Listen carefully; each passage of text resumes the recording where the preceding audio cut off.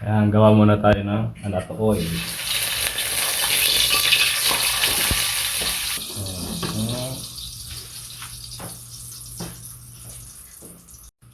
Ayan, tapos gisa na natin yung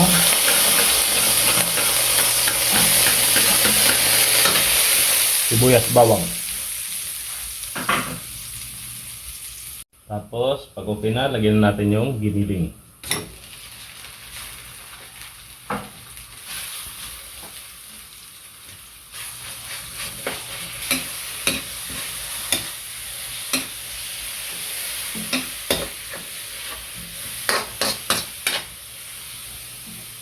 Tayo rito tinapa. Ito hihimayin natin yan. Yan, pag medyo natutusta na, yun, okay na yan. Tapos, lagay natin to yung tinapa. Yan, tinapa flakes.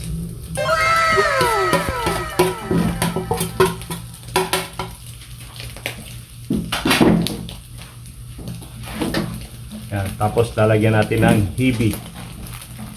Siyempre, konti lang, kalahati lang nito.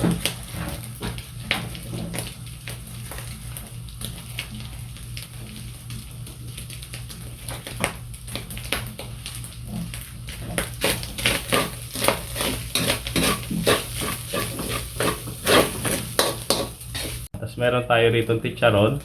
Yan, dudurugin natin to. Tapos lagay natin yung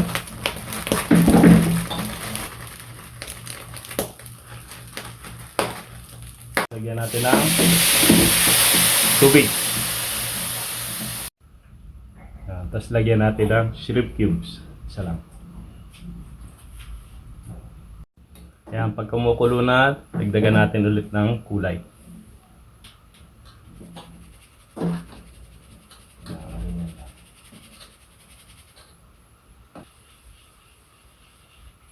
Naglagay pala ako ng tubig na 5 baso. Lagyan natin ng paminta.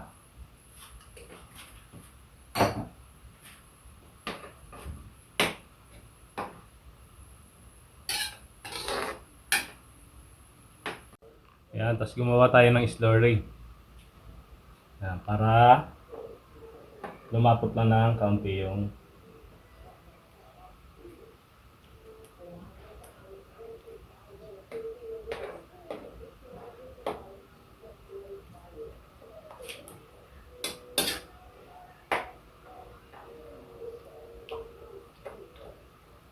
kaya nang bahala kung anong gusto nyo lapot.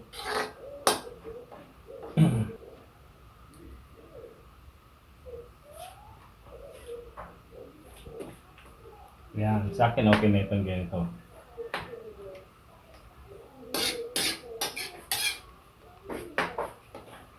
Yan, yung ganitong lapot okay na okay ito. Okay na yung sauce natin sa palabok. Yan, meron tayo rito pansit palabok. Bababad natin sa tubig.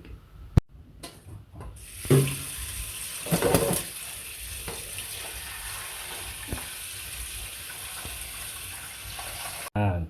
Binabad lang muna natin sa tubig hanggang sa lumambot siya. Yan, ito na yung binabad natin.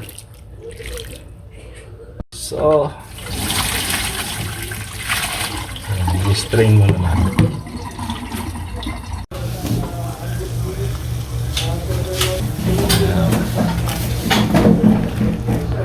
Naglagay pala ako ng asin. Kaunti lang.